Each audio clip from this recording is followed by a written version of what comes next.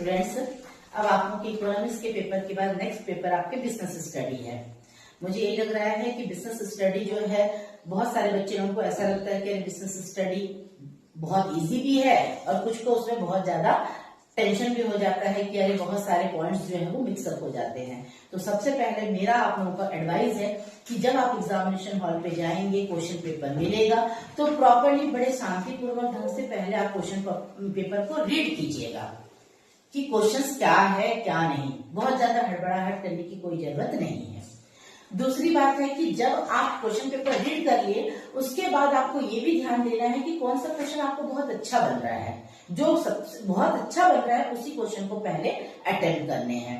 और जो बहुत ही महत्वपूर्ण चीज है वो है टाइम मैनेजमेंट। आपको बेटा एग्जाम में कोई भी क्वेश्चन छोड़कर नहीं आना है। ये आप बिल्कुल शुरू में ही अपने दिमाग में बैठा लीजिए कि एनी हाउ आपको क्वेश्चंस अटेम्प्ट करने ही है, कोई भी क्वेश्चंस नहीं छोड़ने हैं, ठीक है ना।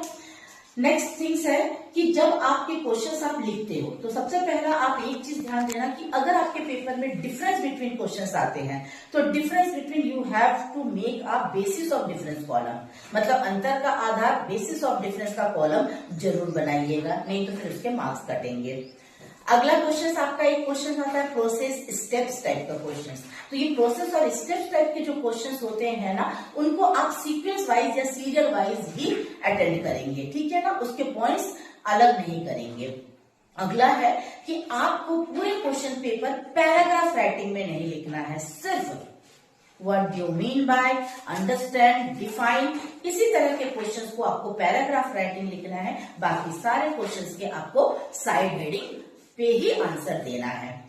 जब आप क्वेश्चंस के आंसर लिख रहे हैं तो आपको बेसिक चीज ये ध्यान देना है कि उसमें आने वाले जो वर्ड्स हैं उसमें जो कीवर्ड्स होते हैं उनको आप ज्यादा से ज्यादा यूज कीजिए, क्योंकि हमारे जो हम लिखते हैं तो कई बार ऐसा होता है कि हम हमारे ओन लैंग्वेज में तो लिख जाते हैं लेकिन जो कीवर्ड है वो हम मिस कर जाते हैं और वही हमारे मार्क्स कट करने के कारण बन जाते हैं, ठीक है ना। तो आप जब लिखेंगे तो कीवर्ड ध्यान दीजिएगा और बहुत सही ढंग से और सिस्टमेटिक तरीके से आंसर को आप लिखेंगे, ठीक है। और मार्किंग स्कीम ये आपका सबसे मस्ट और बहुत ही इंपॉर्टेंट थिंग्स है कि मार्किंग स्कीम को ध्यान पे रखते हुए आपको आंसर देना है। ऐसा ना हो कि 2 मार्क्स के क्वेश्चन पे आपने 2 पेज लिख लिए और 4 नंबर के क्वेश्चन के लिए आपने आधा पेज लिख लिया है। तो आपके जो मार्किंग स्कीम है वो बहुत ज्यादा जरूरी है कि आप मार्किंग स्कीम के अकॉर्डिंग ही अपने आंसर को देंगे, ठीक है ना। तो मेरे ख्याल से आपको बहुत सारी चीजें यहाँ पे जानकारी मिल गया है कि आपको क्या क्या करना है।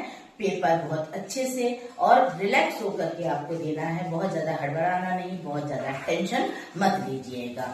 बहुत अच्छे से पेपर करना है आपको बिना टेंशन के। All the best.